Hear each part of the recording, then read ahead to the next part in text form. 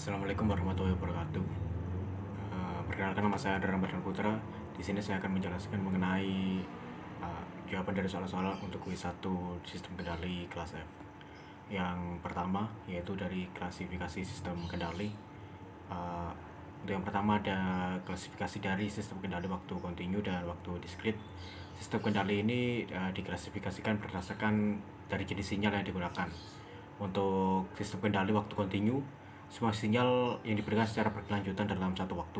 Sedangkan pada sistem kendali waktu diskrit, dalam satu waktu itu terdapat satu atau lebih sinyal gitu dari waktu diskritnya itu. Lalu yang kedua, klasifikasi dari sistem kendali SISO dan MIMO. Sistem kendali SISO dan MIMO diklasifikasikan berdasarkan jumlah masukan dan keluaran yang ada. Pada sistem kendali SISO atau dengan namanya single input dan single output, itu sesuai namanya memiliki satu masukan dan satu keluaran. Sedangkan pada sistem kendali MIMO, multiple inputs and multiple outputs memiliki lebih dari satu masukan dan lebih dari satu keluaran. Lalu untuk yang selanjutnya ada klasifikasi dari sistem kendali loop terbuka dan loop tertutup. Sistem kendali ini diklasifikasikan sebagai sistem kendali loop terbuka dan loop tertutup berdasarkan dari jalur umpan baliknya. Pada sistem kendali loop terbuka, keluaran tidak memberikan umpan balik ke masukan, jadi tindakan kendali tidak bergantung pada keluaran yang diinginkan. Sedangkan pada sistem kendali loop tertutup, keluaran diumpankan kembali ke masukan, jadi tindakan akan kendali itu tergantung pada output yang diinginkan.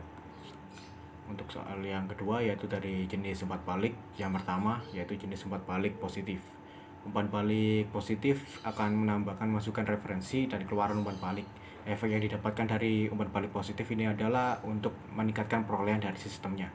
Sedangkan untuk yang sistem umpan balik negatif itu akan mengurangi kesalahan antara masukan referensi dan keluaran sistem. Efek yang didapatkan dari umpan balik negatif adalah untuk mengurangi perolehan sistem. Lalu ada lagi pengaruh umpan balik pada noise. Noise itu akan dapat berkurang secara signifikan dengan bantuan umpan balik negatif dengan memperkenalkan fraksi output dalam fase oposisi terhadap sinyal input. Soal yang ketiga yaitu sistem kendali model matematik.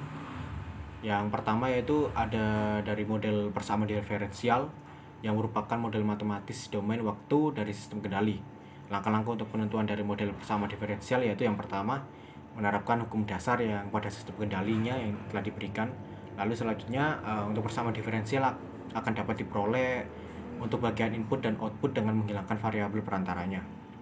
Lalu yang kedua ada jenis model fungsi transverse. Ini model matematika dengan S-domain dari sistem kendali.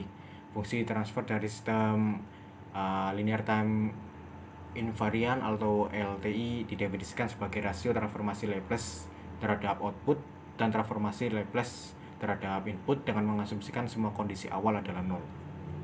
Lalu untuk yang terakhir yaitu mengenai pemodelan sistem mekanik translasi. Sistem mekanik translasi ini akan bergerak sepanjang garis lurus. Sistem ini itu terdiri dari 3 elemen dasar, yaitu massa, pegas, dan juga peredam. Jika suatu gaya diterapkan pada sistem mekanik translasi ini, maka gaya tersebut itu akan ditentang atau dilawan oleh gaya yang berlawanan karena massa, elastisitas, dan gesekan sistem. Karena gaya yang diberikan dan gaya yang berlawanan berada dalam arah yang berlawanan, maka total gaya yang bekerja pada sistem kendali mekanik translasi ini adalah 0. Cukup sekian dari saya. Assalamualaikum warahmatullahi wabarakatuh.